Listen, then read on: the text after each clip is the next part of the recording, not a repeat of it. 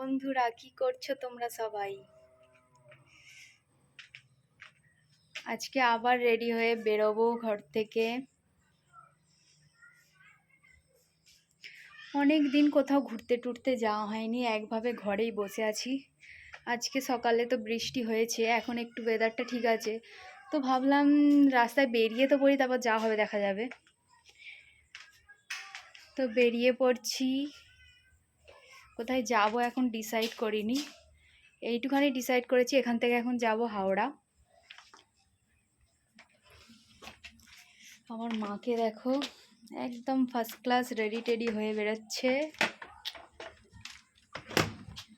আজকে আমার সঙ্গী আমার মা। আমার মাকে কোথাও যেতে বললে আমি এখানে যাব না, এটা খাবো না, ওটা খাবো না। তো আজকে কেউ নেই, কোনো অপশান নেই, সেই জন্য মাকেই যেতে হবে। তো মা আর আমি দুজনে মিলে বেরিয়ে পড়েছি। মা কেমন লাগছে আমি বললে না?